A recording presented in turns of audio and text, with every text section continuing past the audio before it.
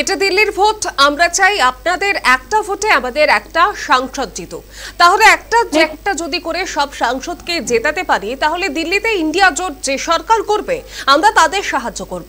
সোমবার ঘাটাল লোকসভা কেন্দ্রে তৃণমূল কংগ্রেস প্রার্থী দীপক অধিকারী ওরফে অভিনেতা দেবের সমর্থনে পাঁশকুড়া আটবেরিয়া স্কুল মাঠে জনসভায় উপস্থিত থেকে চাঁচা ছোলা ভাষায় নরেন্দ্র মোদী নেতৃত্বাধীন কেন্দ্রীয় বিজেপি সরকারকে কড়া ভাষায় আক্রমণ করেছেন মুখ্যমন্ত্রী মমতা বন্দ্যোপাধ্যায়।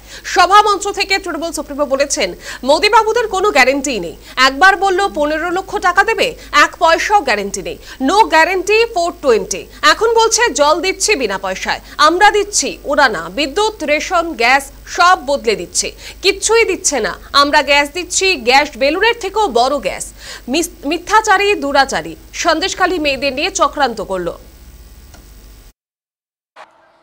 নন্দীগ্রামের সময় ওরা আমাকে খুব হেল্প করেছে। এটা দিল্লির ভোট। আমরা চাই আপনাদের একটা ভোটে আমাদের একটা এমপি জিতে একটা করে আমরা যদি আমাদের সব এমপিকে জেতাতে পারি তাহলে দিল্লিতে ইন্ডিয়া জোট যে সরকার গড়বে আমরা সেই জোটকে আমরা সম্পূর্ণভাবে হেল্প করব। মোদী বাবুদের কোনো গ্যারেন্টি নেই। একবার বলল 15 লক্ষ টাকা দেবে, এক পয়সাও গ্যারেন্টি নেই। No guarantee 420। এবারে সে বলছে জল দিচ্ছি বিনা পয়সায়। আমরা দিচ্ছি, ওরা দিচ্ছে না।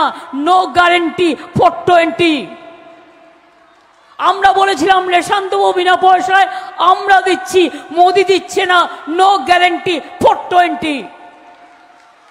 মানুষকে বলছে বিনা পয়সায় বিদ্যুৎ দিচ্ছি, মিথ্যে কথা বলছে।